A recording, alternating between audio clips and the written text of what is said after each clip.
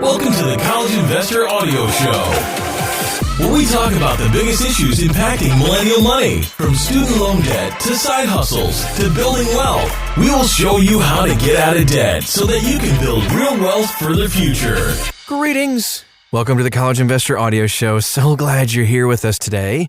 Today we take a look at some ways that you can maybe graduate from college with no student loan debt, or at least significantly less. So let's get right to it. Overall, 38% of undergraduate students graduate with no student loan debt. Maybe that's a shocking number to you. It's a pretty high percentage. This includes a third of students in certificate programs, though. More than half, 52% of students in associate's degree programs, and then less than a third in bachelor's degree programs. Kind of correlated with however many years you're in college, you're probably going to have debt the more years you're in. There's several ways, though, that you can increase your chances of graduating without any student loans. Imagine that! All right, so first up is, maybe obvious, get better grades. All right, so students with a better grade point average in college are less likely to graduate with student loan debt. We have a table at thecollegeinvestor.com, tons of tables and numbers you can take a look at to dive a little bit deeper into this. I won't go into the numbers because that would be just confusing in a podcast, but you can go there and check it out too. There's pretty much a correlation between high GPA and less debt, or even graduating with no loans whatsoever. Almost 3/4, or 74% of students who graduate with no debt have a 3.0 or higher college GPA. Curiously, students who take college classes in high school or even AP classes are just as likely to graduate with no student loan debt as students who don't. And students who take international, baccalaureate, or IB classes, however, are more likely to graduate with no debt, 40% versus 33%. Very interesting. You can major in math or architecture. Almost half of students who obtain a bachelor's degree in math or statistics, 47%, or architecture and planning, 48%, graduate with no student loan debt. More than half of students who get a bachelor's degree in economics, 51%, or philosophy, graduate with no student loan debt. This compared with education and healthcare, where less than a quarter, 24% of bachelor's degree recipients graduate with no student loan debt. Not sure why, that's just how it is. Maybe it has to do with numbers? Probably.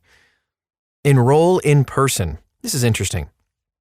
A quarter of students whose entire bachelor's degree program is provided through distance education graduate with no student loan debt, compared with a third of students who took no distance education classes. Another one is participate in study abroad programs. Check this out. 40% of students who participate in study abroad programs graduate with a bachelor's degree and no debt, compared with 30% who do not participate in study abroad programs. Students who participate in study abroad programs have a higher adjusted gross income than students who don't. Work fewer hours during the school year. This was rather surprising to me. Students who work a full-time job are more likely to graduate with student loan debt. Go figure. We have a table that goes into the details of this, but pretty much those who didn't work at all, 38% graduated with no debt. And that also includes work-study programs. Students who work 40 or more hours a week, 28%. It's a 10% swing. No work versus full-time work. Very interesting.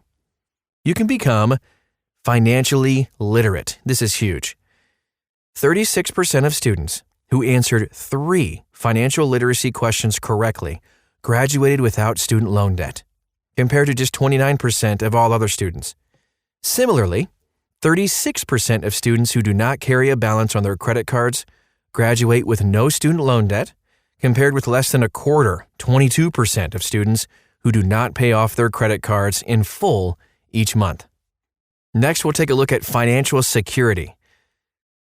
This is a little confusing, but stay with me here.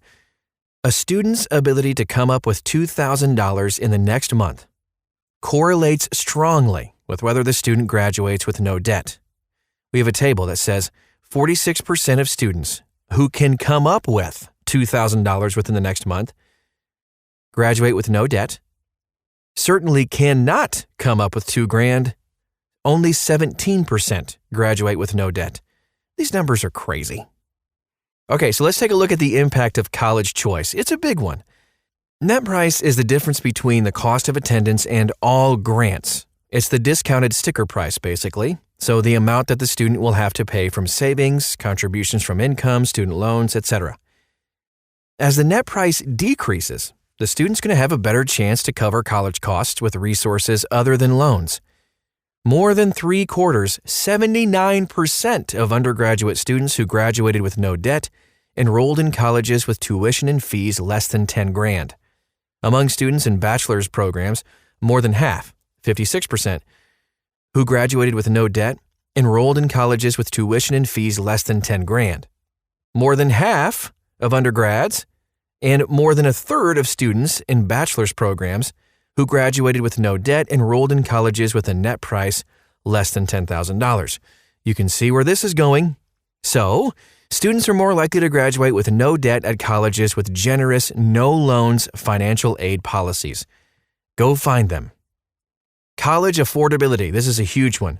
So when tuition is a lower percentage of income, the student is more likely to graduate with no debt. There's a similar result on the College Affordability Index. The College Affordability Index is the net price after grants as a percentage of income. A lower College Affordability Index leads to a lower likelihood of graduating with student loan debt, especially when the College Affordability Index is less than 25%. So watch out for that number. You can cut college costs by living at home with your parents. Half, 50% of undergrad students who live at home with their parents graduate with no debt, compared to just 36% who live on campus. However, they're less likely to graduate. Enroll at an out-of-state college, but only if you can afford it. Almost half, or 49% of students, pay out-of-state tuition. They graduate with no loans, compared to with less than a third, or 31% of students, who pay in-state tuition. That seems so illogical to me. Even though out-of-state tuition is higher, wealthier students are more likely to enroll in an out-of-state college. That's probably the correlation there. They're wealthier.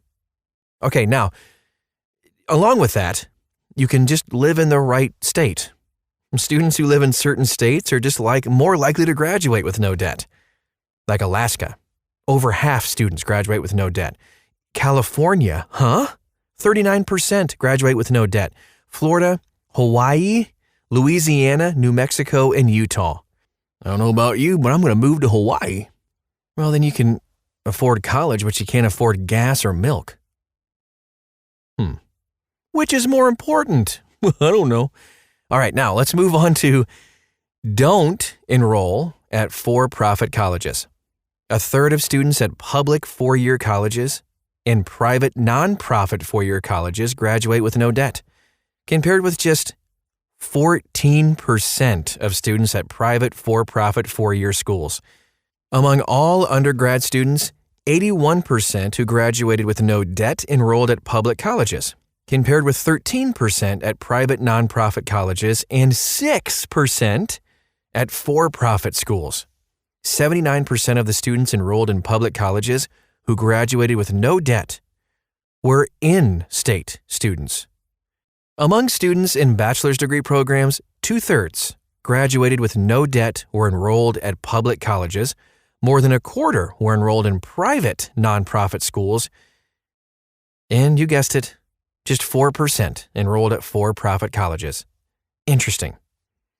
Also, along with that, enroll at a very selective college.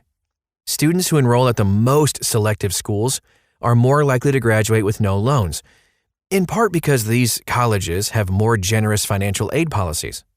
Moving on to our next section, the impact of financial aid. File the FAFSA.